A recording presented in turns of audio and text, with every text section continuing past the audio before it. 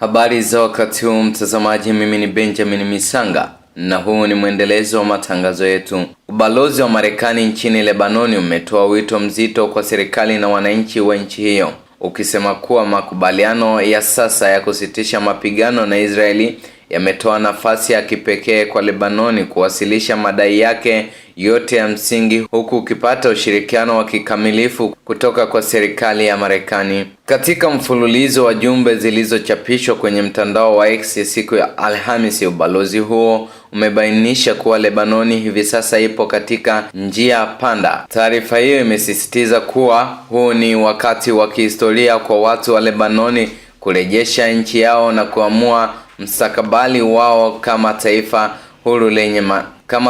huru lenye mamlaka kamili. Hatua hii inakuja baada ya Rais wa Marekani Donald Trump kutangaza mapema wiki hii kuongezwa kwa muda wa kusitisha mapigano kwa wiki 3 zaidi baada ya ule wa awali wa siku 10 kumalizika.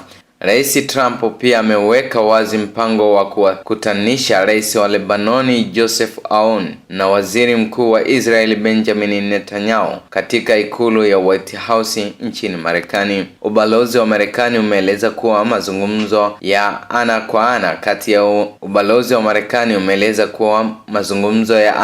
ana kati ya viongozi hawa wawili yataratibiwa na Rais Trump kupata dhamana madhubuti kuhusu mamlaka kamili ya nchi na uadilifu wa mipaka yake, usalama wa maeneo ya mipakani, msaada wa kibinadamu na ufadhili wa ujenzi mpya wa nchi. Hivyo kurejesha mamlaka ya serikali ya Lebanoni katika kila tawi la ardhi yake kwa usimamizi wa Marekani. Ubalozi huo umeongeza kuwa mazungumzo ya moja kwa moja kati ya Lebanoni na Israeli yanaweza kuwa mwanzo wa mabadiliko makubwa na ufufuo wa uchumi na kijamii nchini humo. Marekani imesisitiza kuwa wakati wa kusita umepita na sasa ni wakati wa Lebanoni kuamua hatima yake yenyewe kwa ujasiri na hekima. Huu ni wakati wa Lebanoni kuamua hatima yake, hatima ambayo ni mali ya watu wake wote, ilisema taarifa hiyo ya ubalozi. Marekani iko tayari kusimama bega kwa bega na Lebanoni inapochangamkia